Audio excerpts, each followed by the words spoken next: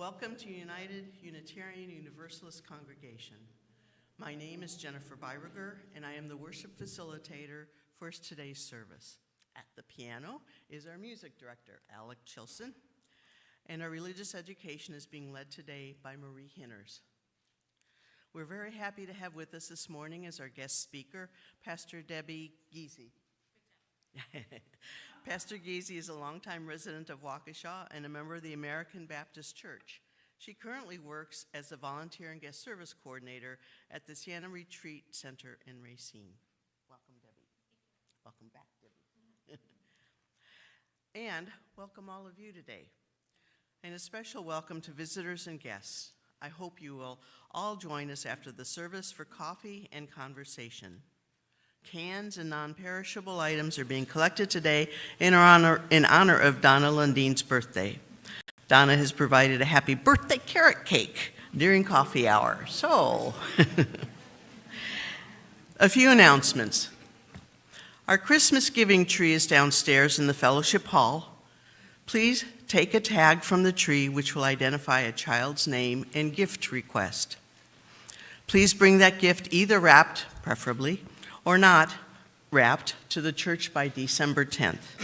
Cash and questions can be directed to Ellen Poplowski.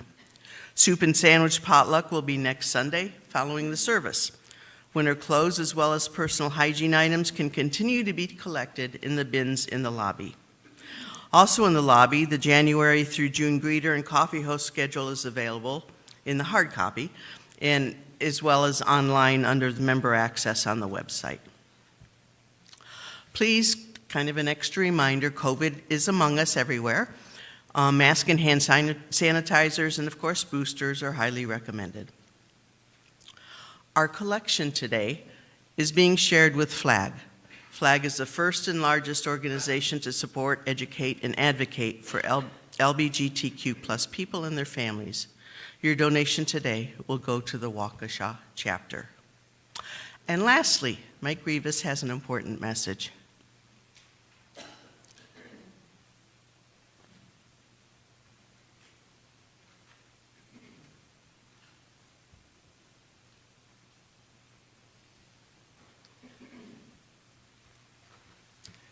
Thank you, Jennifer. As everybody knows by now, Reverend David is going to be retiring this summer. It's actually going to be in June. And June is coming very quickly. Saying that here before Thanksgiving, but it's going to come much faster than we think it's going to. At this point, we need to start putting together a search committee to look into a new minister and have one hired. The board has discussed this for the last couple of months. Originally thought we would go with an interim minister. Interim ministers are to fill in between full-time ministers, and we've found out that about less than 50% of the people who are looking for interim ministers actually find them. So we don't want to take the chance. So we've decided to go with a contractual minister, which is what we have had in the past for years. Linda was a contractual minister, Skylar was a contractual minister, David started out as a contractual minister.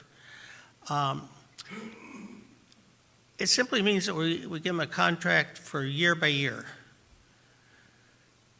And these apparently are much easier to fill. It also gives us a chance to look at the minister and decide whether this is somebody we would want full-time. So we are putting together the search committee. Now, by the UA rules, board members are not going to be on that committee. It's going to be the congregants.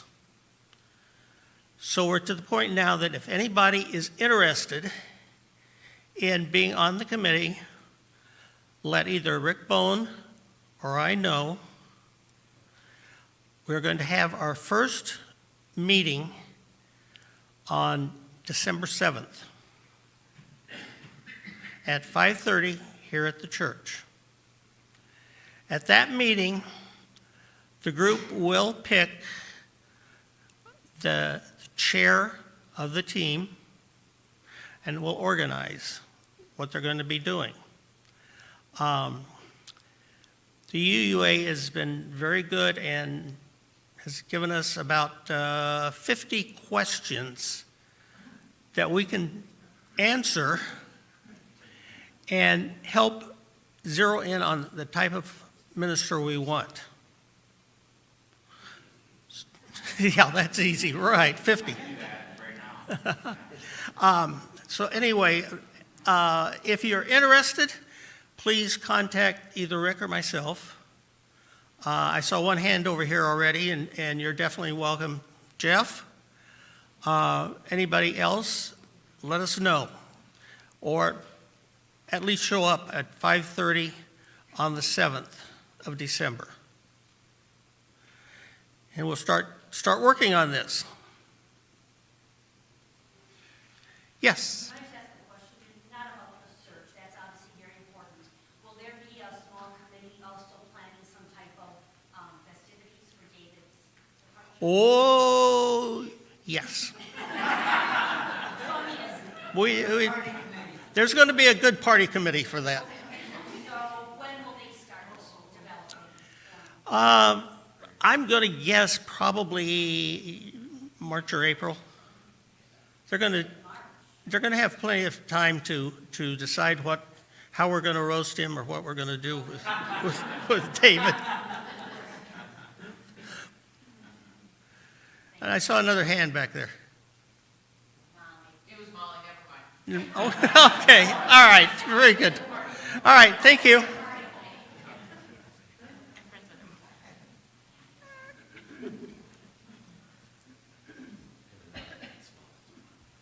Hi, thank you, John.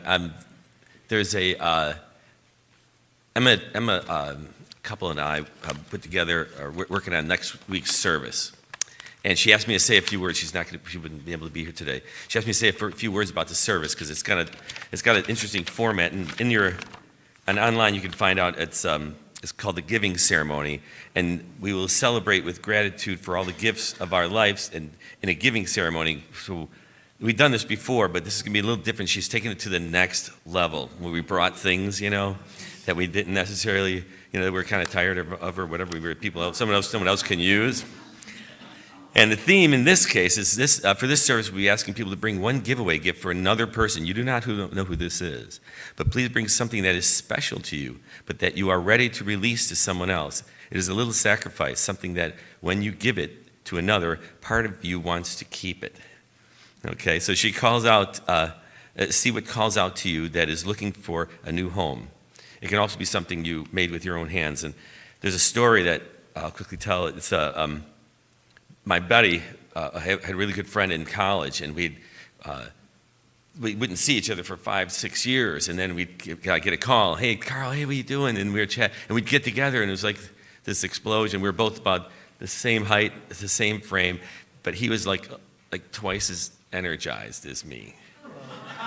So there would be a little, and our wives would just sit back as their tornado would just kind of form, in our conversation, and so we'd visit, and we'd get all excited, and so one time it was because I knew it was going to be a while before I saw him again, and I says, "All right," and I was wearing, of course, my favorite T-shirt.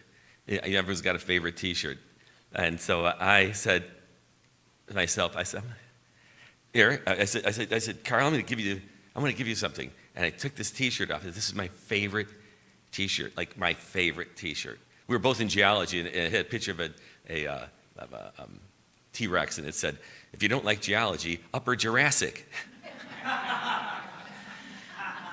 So hey, I gave him. I said, "This is my favorite T-shirt." He ran into his room, came back out, and his wife was like, "You're giving him your signed Steve Trost T-shirt?" And he gave me his favorite T-shirt, and I remember treasuring this thing. It was so special, and I knew he had my favorite T-shirt.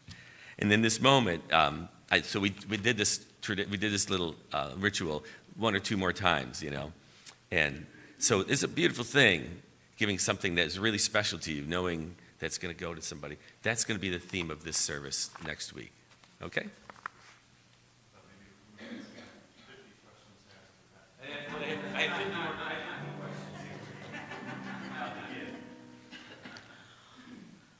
And now please center yourself for worship.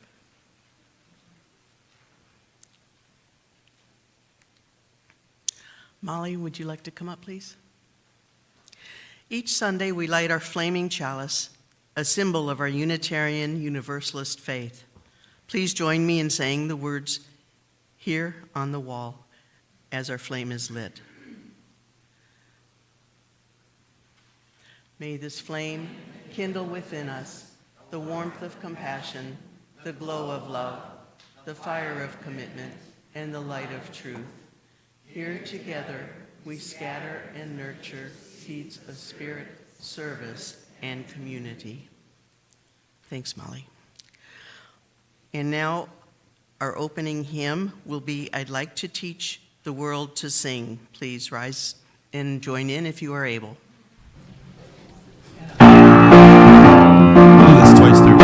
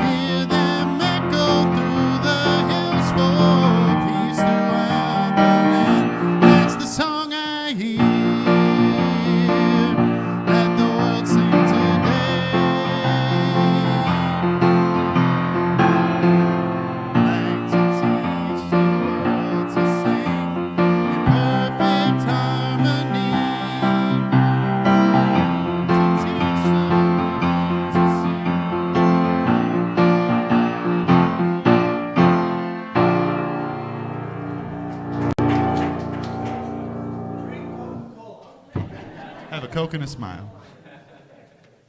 Now you'll have that in your head all day, which is good.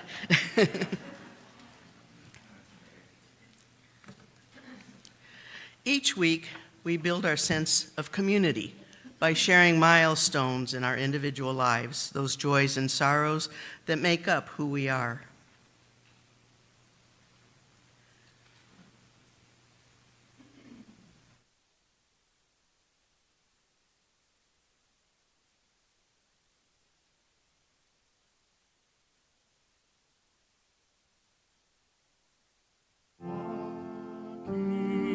Walking with you, walking with you is a prayer. We have a story for them, don't we? We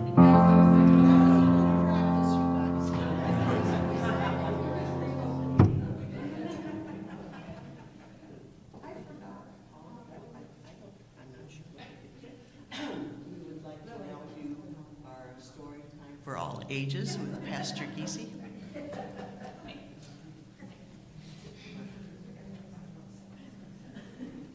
Actually, this works out really well because now you guys are all in the front row. So, yay. All right. So, and the story's going to be up on the screen. It's called Everything is Connected by Jason Gruel. So, the cover, here we go. And she's got the pictures up there, too. All right. Everything is connected. And since you are part of everything, you are connected to everything. Stay there. Okay. You are connected to a human body, to hands and eyeballs, teeth and toes, elbows, a butt, and even a nose. To a heart and some lungs and a strange-looking stomach and a brain that's so smart, there's no peak it can't summit.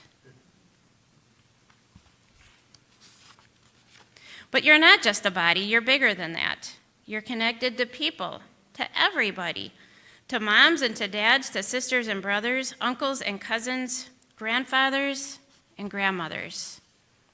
You're connected to friends and to teachers at school, and even to people you don't think are cool. You're connected to people in Denver and Maine, in Paris and Baghdad, to strangers in Spain. You're connected to every human on earth, wow, and they are connected to you. You are also connected to hedgehogs and cats and dogs and squirrels and birds, rabbits and cows and deer by the herds, monkeys, tarantulas, dolphins, and snakes. Friend, you're connected to every big, hairy, slimy, snuggly, scaly, flappy, flappy, bristly, beautiful creature on earth, even blobfish. Blobfish, you say? Surely not that. They don't look like me, talk like me, or act like me, and they probably stink. But you see, we're connected. We all play a part. In life, we're the same. We're all blobfish at heart. Now, this next part, though bonkers, is true, I'm afraid. You're connected to everything humans have made. To toys and to playgrounds, books and to chairs, gardens and medicine, language and prayers, buildings and bicycles, buses, balloons, hammers and paintbrushes, tractors and spoons. But also to chickenpox, bullies and lies, to greed and pollution and trash piled high. You're not just connected to things that you like, things that are comfortable, easy, or nice. As a human, you're part of the everythingness, and sometimes it's scary and a big, ugly mess. But the good news, my dear, is that you are quite powerful, a force that's in everything, timeless and powerful. You're even connected to things you can't see, the invisible world for at least you and me, to cells, DNA, diseases and death, amoebas and gravity, atoms and breath, to hydrogen, nitrogen, nanobots too. You're connected to them, and they're connected to you. You're connected to happy, connected to sad, to the past and the future, to thoughts you have had, to pharaohs, Ben Franklin, T-Rex, ancient Greece, to love and to poverty, hunger and peace, to Jesus and Buddha, Muhammad and Moses, to spaceship and aliens with noses like hoses. You're connected to all that will be or has been. You are this very moment where all things begin. For you are the sun and the moon and the stars, Venus and Jupiter, Neptune and Mars, comets and galaxies, voids and black holes. You are the universe, perfect and whole. Everything is connected. Okay. All right, now y'all can go.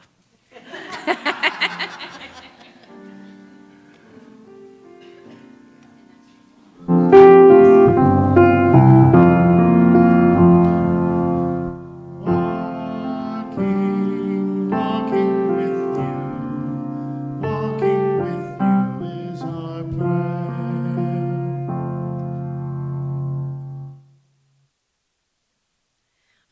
meditation this morning. I'd like to invite you to stand as you are able, and it's a little bit interactive.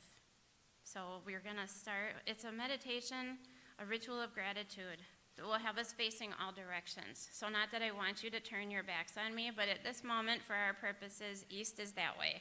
So please turn around, put your backs to me. Perfect. And let's just start with a deep breath and pondering that thought that we are literally all connected. As we face the east, we're grateful for light. We give thanks not only for the sun's light that guides our physical path in finding our way. We remember the inner light, the countless times a glimmer of light-filled hope has been returned to us through the people we know, the insights we've gleaned, the prose and poetry we've read, music we've listened to, our personal experience with nature, and much more. Let us pause and give thanks for light. Now, we're going to turn to the left, good job, facing the parking lot, which we're going to call south. We give gratitude. Okay, do it this way then. Somebody's a stickler out there. We're still meditating. Hold that thought. Okay. All right. We're going to honor the warmth. This direction reminds us of what brings about fruitfulness and a sense of comfort. We recall what others had offered to us during this year, how their kindness, kinship, and compassionate understanding warmed our hearts and assured us that we are supported and loved. We remember, too, how generosity of spirit has warmed others in their stumbling situations. Let us pause and give thanks for the warmth of love.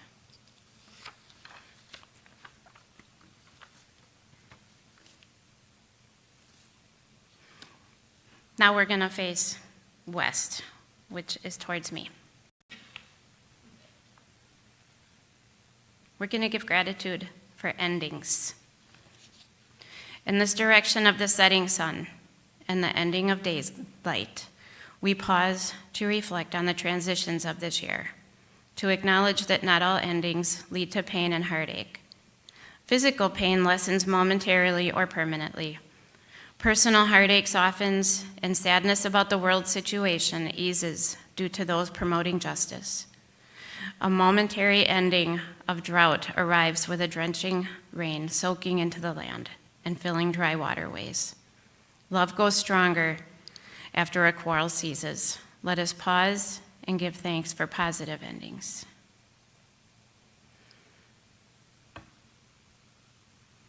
North? Okay. In this moment, we give thanks for resilience. In this direction, where darkness and frozen land preside over a portion of the year, we look into our lives and see that we carry the ancestral gifts of courage and endurance in our psyches and in our bones. We've come through the year's challenges and difficult situations and remained alive and peaceful. We value and trust our inner strength that allows us to bear the burdens that came our way. We are able to keep our wavering hope from being frozen. Let us pause and give thanks for our inner resilience. And now I invite you to sit as we look within and honor the gratitude of beauty. As we deliberately look toward our interior being, we recognize the beauty of our souls, the seeds of goodness and love that have matured in us, the opportunities that we've engaged in so we can share this beauty and love with others. We rejoice in our faithfulness to our spiritual transformation process. Let us pause and give thanks for the beauty of our clearest, truest self.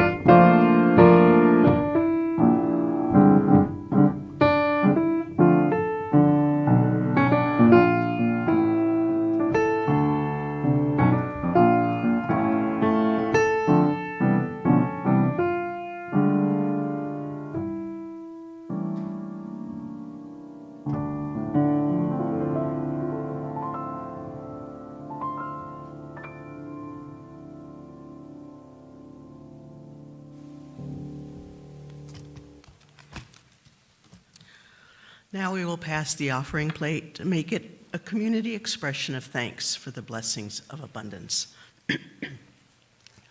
Our offering says that the act of giving is as essential to our spiritual well-being as everything else we do here at worship.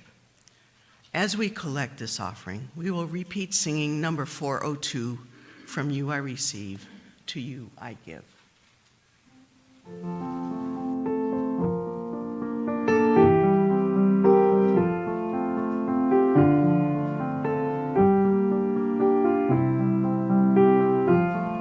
From you I receive, to you I give, together we share, and from this we live.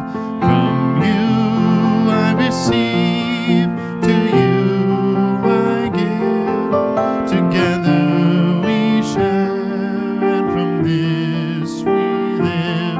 From you I receive, together we share, and from this we live. From you I receive, to you I give, together we share, and from this we live. From you I receive, to you I give, together we share, and from this we live.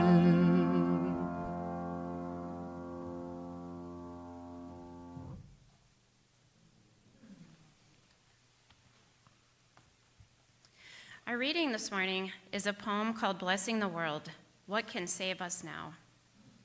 Your gifts, whatever you discover them to be, can be used to bless or curse the world. The mind's power, the strength of the hands, the reaches of the heart, the gift of speaking, listening, imagining, seeing, waiting. Any of these can serve to feed the hungry, bind up wounds, welcome the stranger, praise what is sacred, do the work of justice, or offer love. Any of these can draw down the prison door, hoard bread, abandon the poor, obscure what is holy, comply with injustice, or withhold love.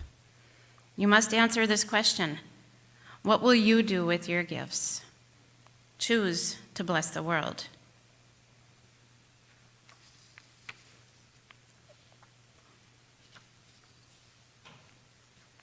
So, the message for today is called The Economics of Generosity. And it made me question, how do we move in the world as generous people who recognize that we are part of a picture that extends past each one of us? When I was looking through the notes that Reverend David sent, the book We Are All Connected that I read was in there, and I thought, wow, that's awesome. What a fun book, and what a great way to include the kids in recognizing that we are literally all connected to everything. Now, I know this is your month of talking about generosity, and when David reached out to me October 26th and asked if I could preach on this day, he said the theme is generosity, and I thought to myself, oh sure, that's an easy one. I can do that. In my professional life, I'm the director of volunteers and guest services at a retreat center in Racine. So I work for a nonprofit. I'm used to dealing with people who are giving their time and their money. It's something I can understand. I thought I would talk about the idea that when we give, we receive, hence the title, The Economics of Generosity. But there's a saying that says, when the student is ready, the teacher appears. And I've learned a lot of things over this last month. Am I echoing? No? Okay, good. Just wanted to check. So I wanted to explore generosity from different directions because for me, generosity often feels like it has to flow from my excess. Maybe you can relate to this. But I also wanted to consider what the difference is between acts of generosity and having an attitude of generosity. And then lastly, how that generosity relates to every other living thing. Acts of generosity are a lot easier to understand, I think. I have more than I need, so let me share it, whether it's time, money, possessions. But if I don't have enough time, I'm not going to volunteer to help anyone else. How could I possibly? And if I'm checking every purse and coat I've ever worn for a few extra dollars, the red can at Pick and Save and the bell ringing is probably just going to annoy me more than anything, because I'm already feeling pinched. And yeah, I'll bag up possessions, no problem. Clothes that don't fit, things I've outgrown, possessions that no longer fit my decorating aesthetic, things I'm not going to use anymore. I have no problem getting rid of those things. But something dear to me, or that last cup of sugar when I only have one, that's a different story. In a study at the University of Notre Dame called the Science of Generosity Project, they define generosity as the virtue of giving good things, giving freely and giving abundantly. The article points out, though, that it is important to see both participants in the giving process, the giver and the receiver, as equals. Now, how does that settle with you? Do you think both parties feel like equals in the giving and receiving relationship? I was always taught that it's better to give than receive, so receiving without offering something of equal value leaves me feeling kind of funny sometimes, like the scales are tipped. I'm not great at just receiving. And it's interesting because I think that's a symbol of our Western mindset. The origin of the word generous comes from Latin, and then it moved through Old French, where it literally meant both magnanimous and born of nobility. So there was an assumption that generosity flowed from wealth, that generosity needs to flow from excess. It might be where that cultural bias has that we've all been ingrained with. If I'm on the receiving end of somebody else's generosity, it feels like charity. It feels like my stock isn't as high as the person on the giving end. So maybe this week, spend some time, wrestle with that a little bit. Think about what it might mean to be a graceful and grateful recipient of somebody else's generosity. Having an attitude of generosity is a gift that we can reciprocate. There's no hierarchy when we each have an attitude of generosity. In the article from the Science of Generosity Project, it says, when we embody an attitude of generosity, the good things we share expand out from deep within our hearts as an offering of freedom. Freedom from fear. No one need fear that I will harm them. No one need fear that I will take from them what is not mine. No one need fear that I will cause harm with my words, Gesundheit. To show up in the world as love and safety, that is generous beyond measure. This quote felt life-giving to me.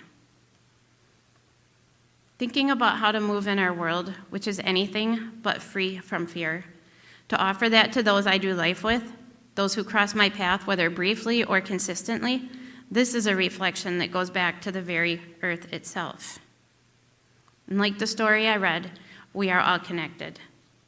And like I said, that when the student is ready, the teacher appears.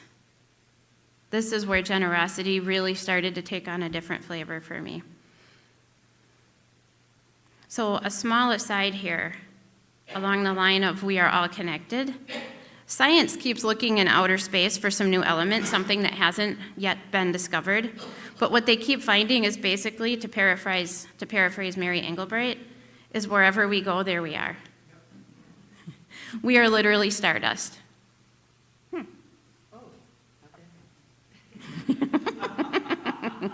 I was wondering why everybody was looking at the screen. There's nothing there. Okay. We are literally stardust. Under our feet, in our bones, our trees, our plants, the animals, and we have to figure out how to have a generous relationship with all living things, all creatures, all ecosystems, because we are all connected. We have to figure this out. Now, I've been listening to Braiding Sweetgrass by Robin Wall Kimmerer on Audible, Has anybody read that, familiar with it? Yeah. So listening to it is so awesome because she reads the story in her own voice, and it's just really beautiful. It feels like going to church, but in a good way.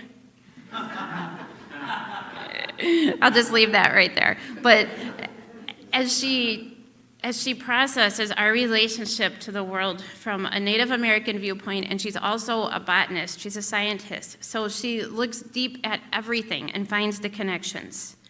And as she tells it, reciprocity is rooted in the understanding that we are not alone, that the earth is populated by non-human persons, wise and inventive beings deserving of our respect.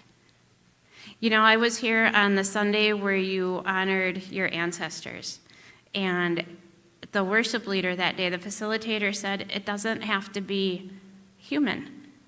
It can also be the trees and the ground that you've walked on that has impacted and directed your path. And I thought that was just really a beautiful reflection.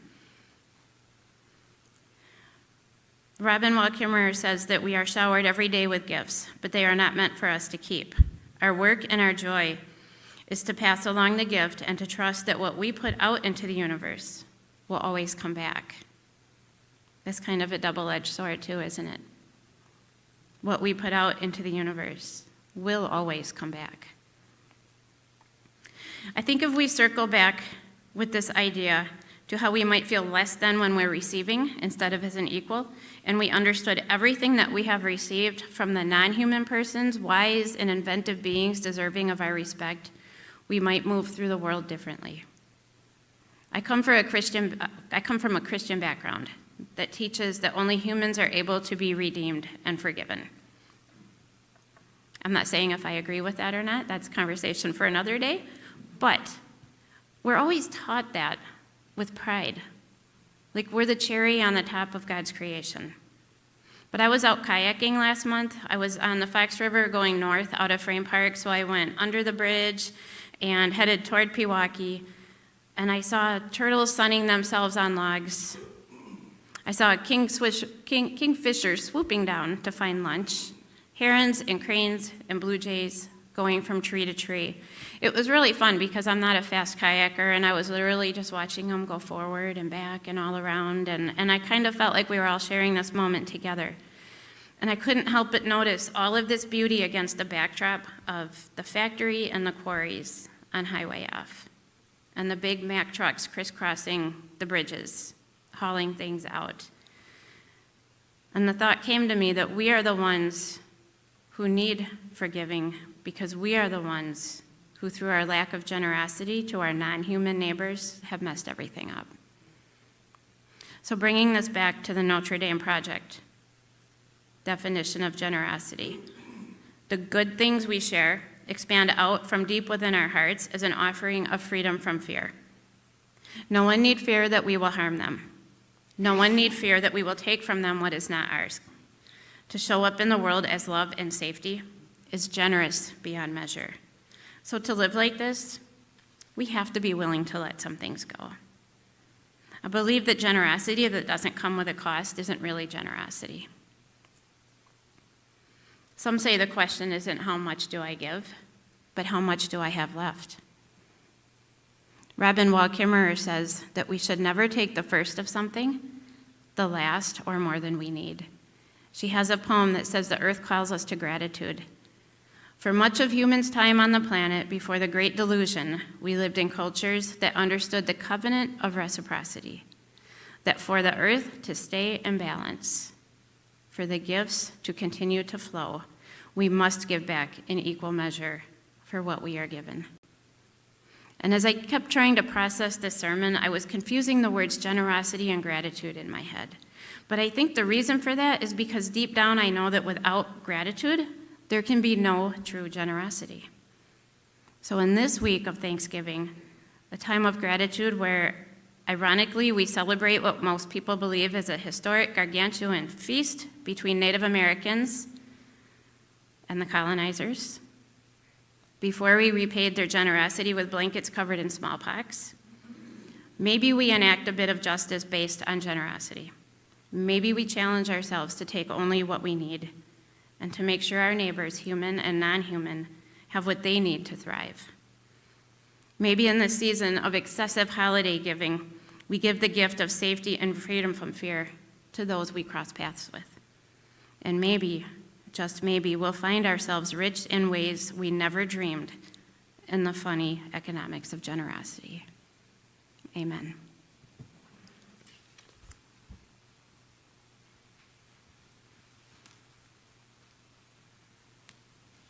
I'm not sure how to get back where I was, other than doing that. Sorry.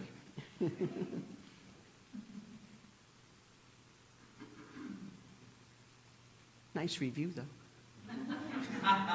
Oops, that's where I want to be. Okay. No, that's where I want to be. I'm changing it up, you know. So I'm going to do the closing words before our final hymn so that when you sing the final hymn, you can reflect a little bit more on the words. This Thursday is the 54th anniversary of the annual Day of Mourning. Each year since 1970, on the fourth Thursday in November, the National Day of Mourning is an opportunity to reflect on Native American heritage and the role of Thanksgiving played in the lives of their ancestors. Participants in National Day of Mourning honor Indigenous ancestors and Native resilience. It is a day of remembrance and spiritual connection, as well as a protest against the racism and oppression that Indigenous people continue to experience. What can we do to help honor this day? As we enjoy the gathering of family, friends, loved ones on Thanksgiving, let us not continue the myth that has been taught to us all regarding the first Thanksgiving. Teach yourselves, ourselves, the documented history of the colonization of this land that is honored and respected by Indigenous people, not owned. We have much to reflect upon. What you do read and learn, please pay that knowledge forward. A quote from Maya Angelou: "I have learned that you shouldn't go through life wearing a catcher's mitt on both hands. You need to be able to throw something back." Like the stones we placed in the water, let the somethings that we throw back ripple through the wider community. May it be so. And now, we could all sing together hymn number 298. Stand if you are able, please.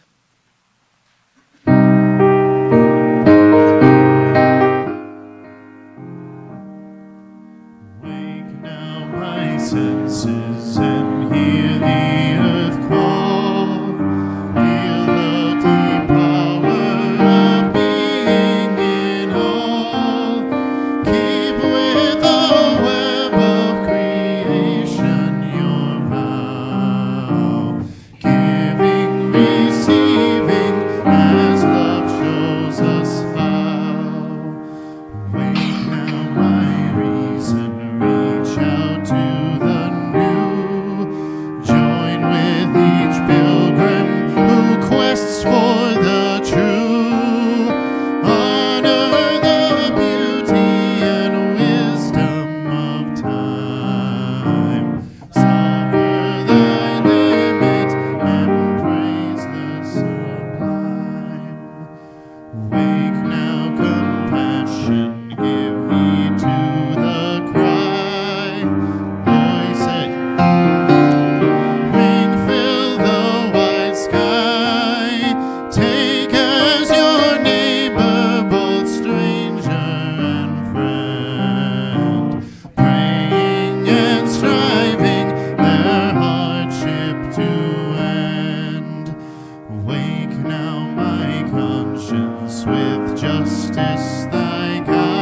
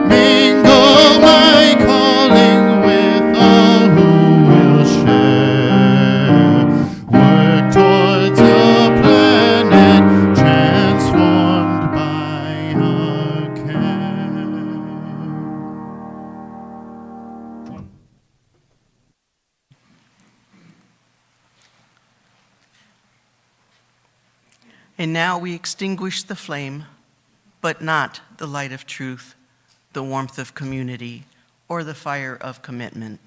These we will carry in our hearts until we meet again. Please enjoy and listen to Alex's postlude. This is a old Thanksgiving favorite in my family.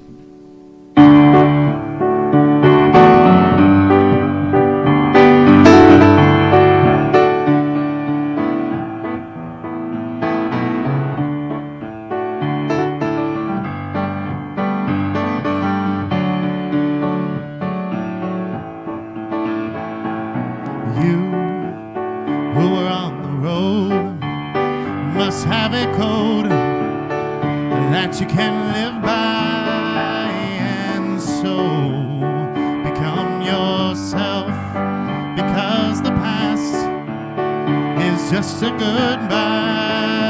And teach your children well, their father's hell did slowly go by. Them on your dreams, the one they picks, that's the one you'll know by.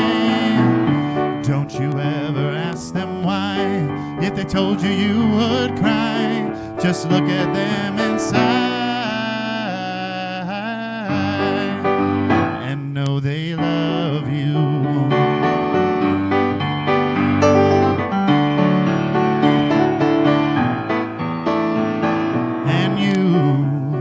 Of the tender years, can't know the fears that your elders grew by. And so please help them with your youth. They seek the truth before they can die. And teach your parents well, their children's hell will slowly go by. Dreams, the one they picks, that's the one you'll know by. Don't you ever ask them why, if they told you you would cry. Just look at them inside and know they love you.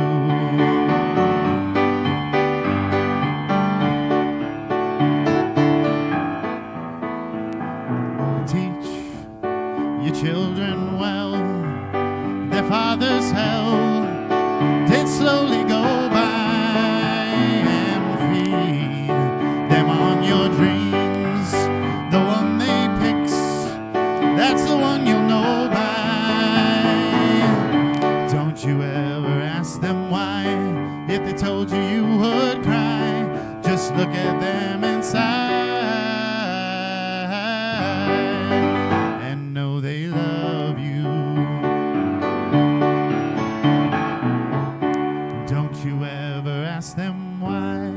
If they told you you would cry, just look at them inside.